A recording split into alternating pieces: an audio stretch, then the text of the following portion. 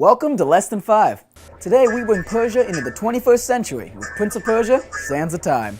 Welcome to Less Than 5. Every episode, I have less than 5 minutes to show you what you can do in gaming for under $5. So sit down and let's get started. This is Less Than 5.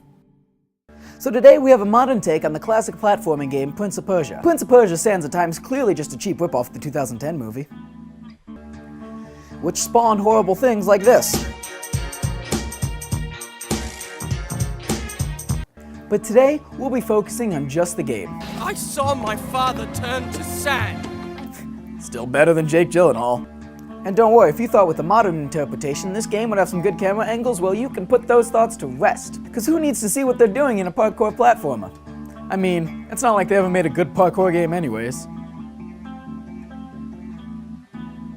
Okay, maybe I'm wrong. And of course it's loaded with tons of useless cutscenes, cause hey, why keep a steady pacing to a game when you can just throw in a cinematic that nobody cares about? Well, thank God you took the time to show me that. I'd hate for him to be running with that out. There's even a cutscene for something as menial as drinking water. I had felt her dark eyes upon me.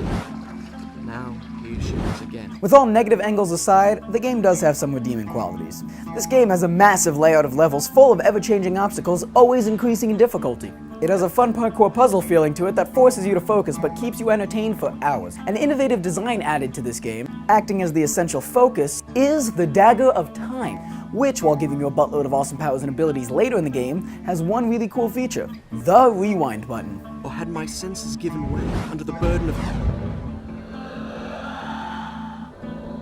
I've always said life needs a rewind button, and Ubisoft delivered it inside this game. If only I could get the damn thing out.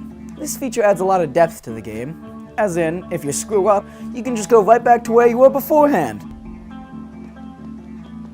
Look, I just fell down a giant hole and whoop, I'm back to safety.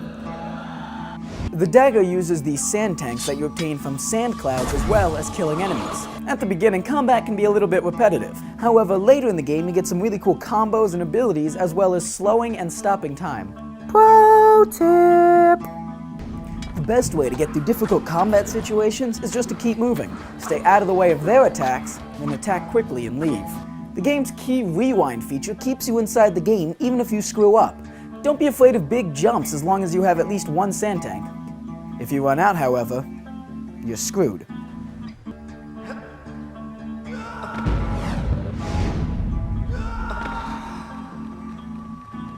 So overall, the game, while having its downfalls, like some terrible camera angles, some terrible dialogue, and terrible voice actors, has a lot of positives to it, including fluid gameplay and combat, as well as the ability to unlock past Prince of Persia games inside the game. How do I do that? Well, you'll just have to find that out for yourself. You couldn't find it, could you? No. Anyways, the game also sports the fact that it's long. Like, freakishly long. Like, normal games this long, it's like this long. It's really long. Which, at an average price of $2.99, gives you a lot of bang for your buck. Final rating? Final rating. 7 out of 10. If you can find this game, which no doubt you can, pick it up, it's worth the $3. So that's it for today. I'll see you next time on Less Than 5. And remember, you never need to pay more than $5.